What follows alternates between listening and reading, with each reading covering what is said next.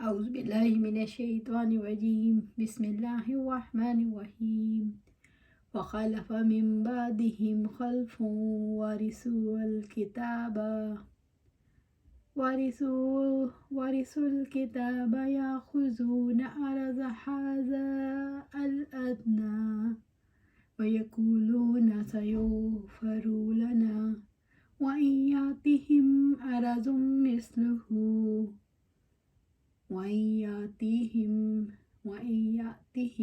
عرض مثله يأخذوه ألم يؤخذ عليهم ميثاق الكتاب أن لا يقولوا على الله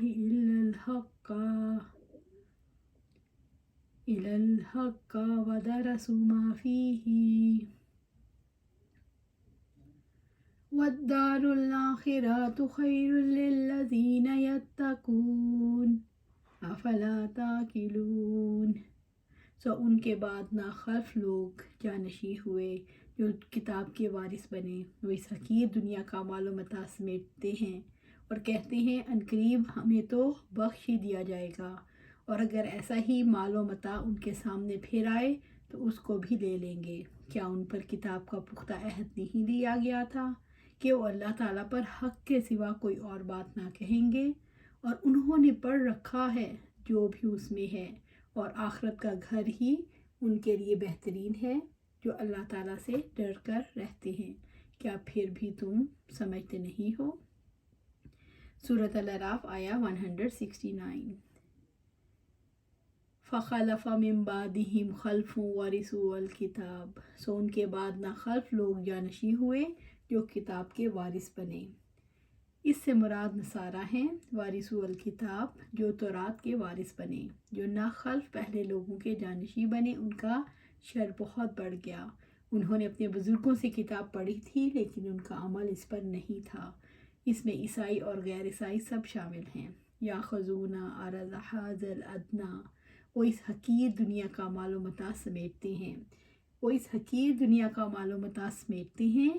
نہ خلف جانشین اللہ تعالیٰ کی کتاب کے وارث بنے، انہوں نے اپنی خواہشات کے مطابق کتاب کو بدلنا شروع کر دیا۔ لوگ انہیں مال دے کر ناحق فتوے لینے لگے، انہوں نے حق کے خلاف فیصلے دیے، اس طرح ان کے اندر رشوت عام ہو گئی۔ یہ لوگ حق کے بدلے دنیا جمع کرنے کی فکر میں لگے رہتے ہیں۔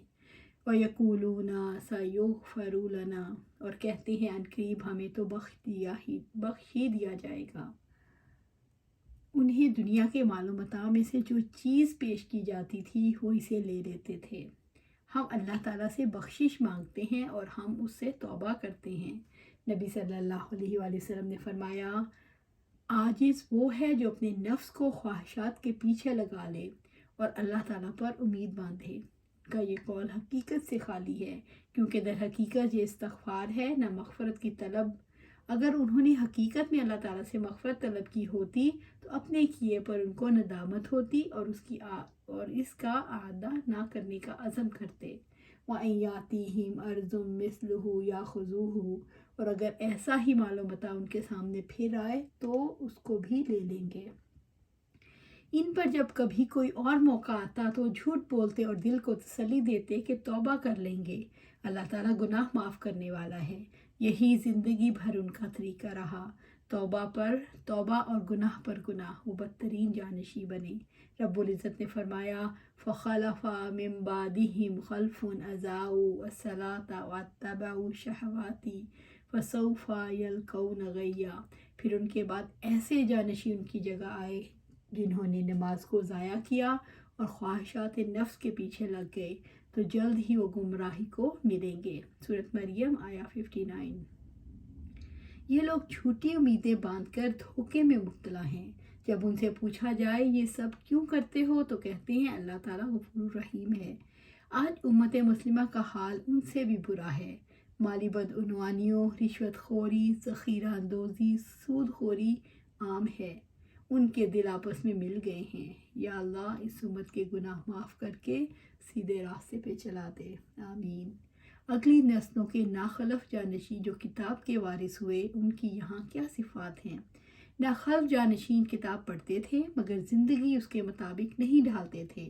ان کا دل کتاب کا اثر قبول نہیں کرتا تھا، ان کا طرز عمل کتاب کے مطابق نہیں بدلتا تھا۔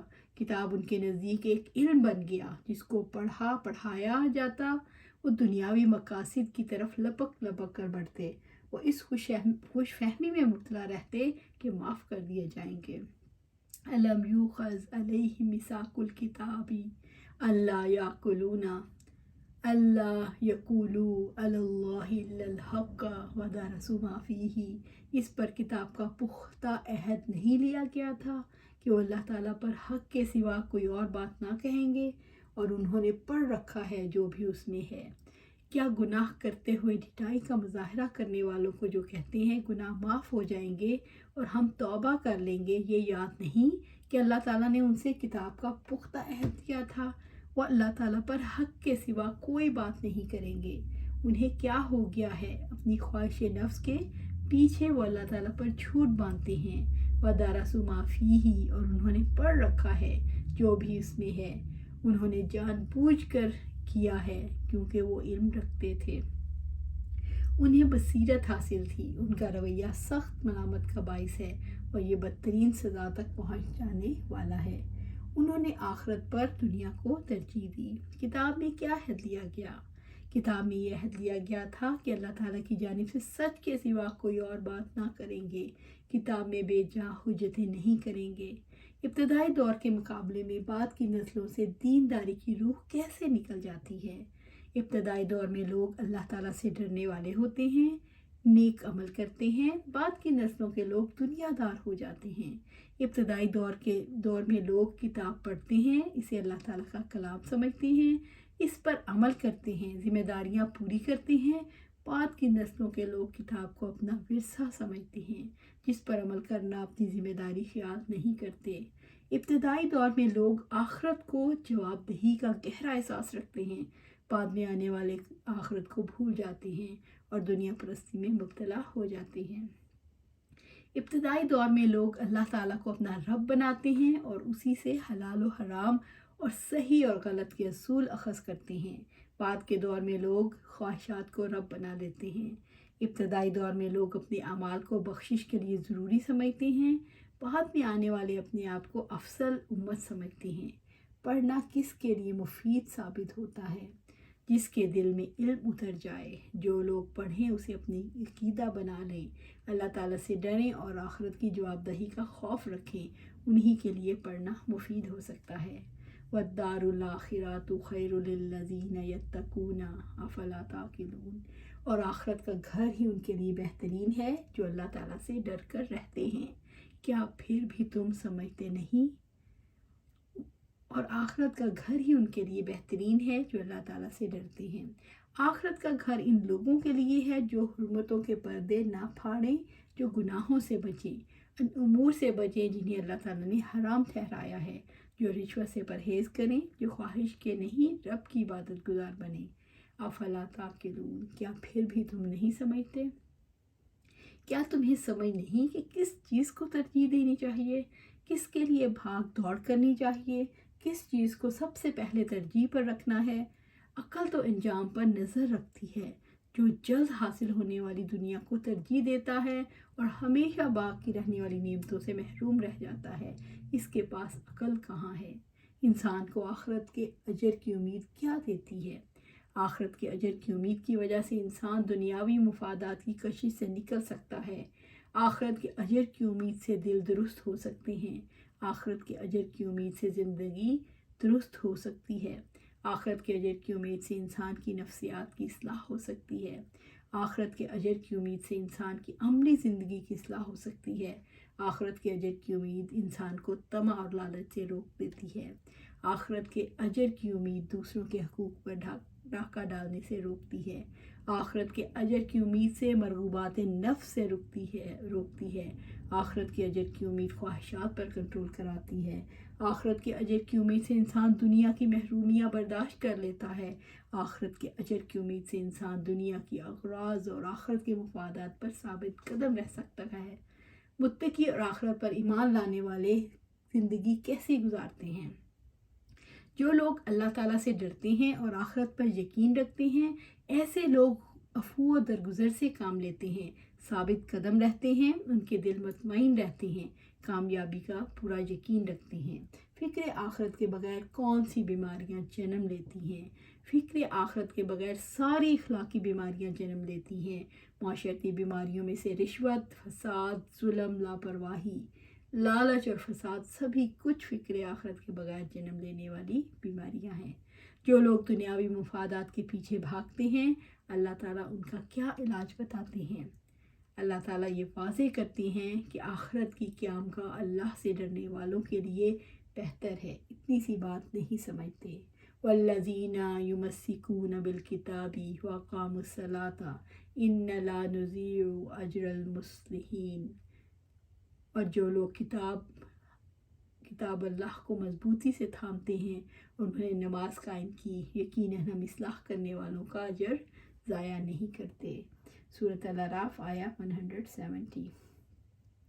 والذین یمسکون بالکتاب، جو لوگ اپنے دینی امور میں کتاب اللہ کو مضبوطی سے پکڑے ہوئے ہیں، یعنی علم اور عمل کے لحاظ سے کتاب اللہ سے چپکے ہوئے ہیں، کتاب اللہ کے احکام اور اخبار کا علم رکھتے ہیں۔ کتاب اللہ کے احکام اور اخبار کا علم جلیل ترین علم ہے۔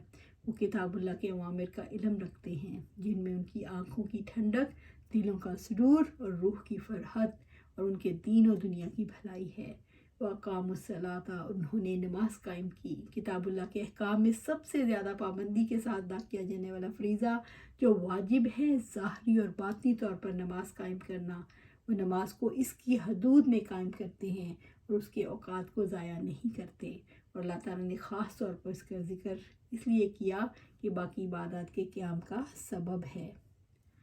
قوت کے ساتھ کتاب کو پکڑنا، سنجیدگی کے ساتھ اس کے اصولوں کو رائج کرنا۔ ان لا نضیع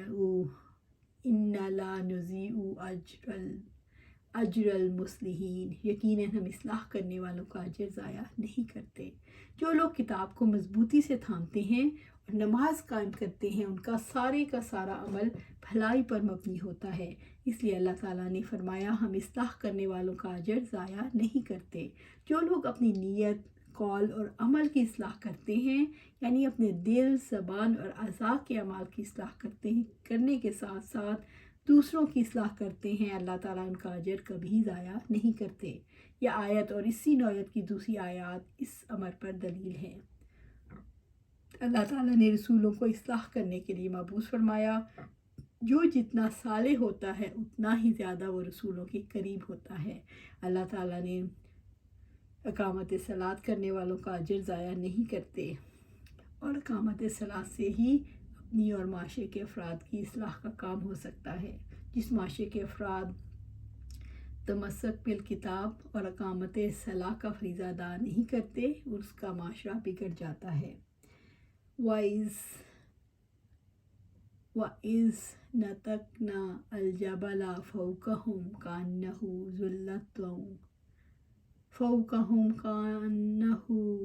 ذُلَّةٌ وَظَنُّوا أَنَّهُ وَاقِعٌ بِهِمْ خُذُوا مَا آتَيْنَاكُمْ بِقُوَّةٍ وَاذْكُرُوا مَا فِيهِ لَعَلَّكُمْ تَتَّقُونَ۔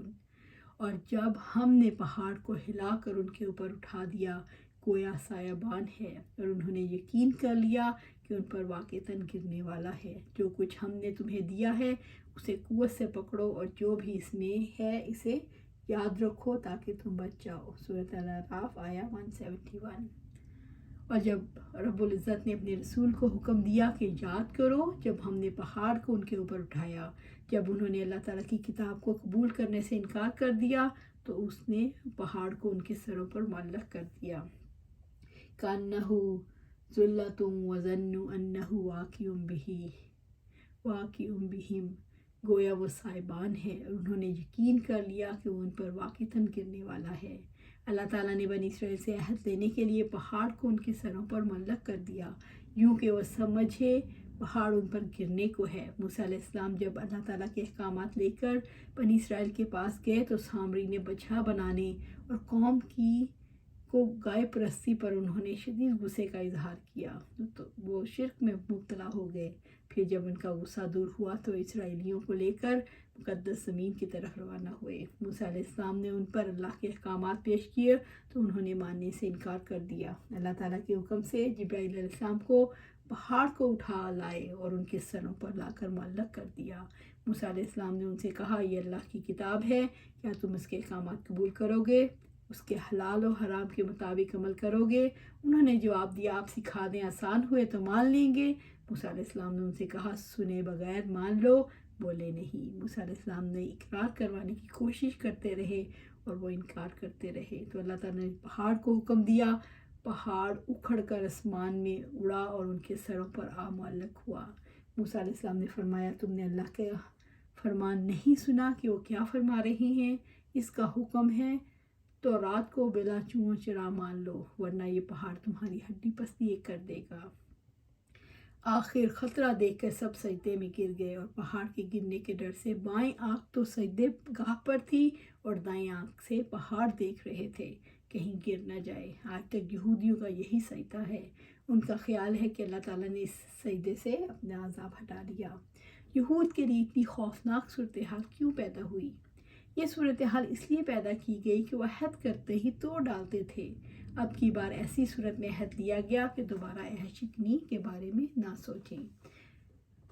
خُذُوا مَا آتَيْنَاكُمْ بِقُوَّةٍ، یعنی جو کچھ تورات کے احکامات آئے ہیں لے لیں، ان کو پوری کوشش کے ساتھ اور قوت کے ساتھ پکڑو۔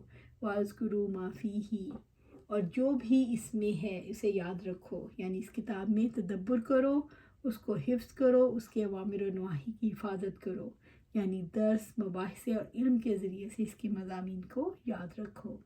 لعلکم تتقون، تاکہ تم بچ جاؤ۔ جب تم یہ سب کچھ کرو گے تو امید ہے کہ تم بچ جاؤ گے۔ انشاءاللہ یہی آیا 171 پر ہی آج اختتام کرتے ہیں۔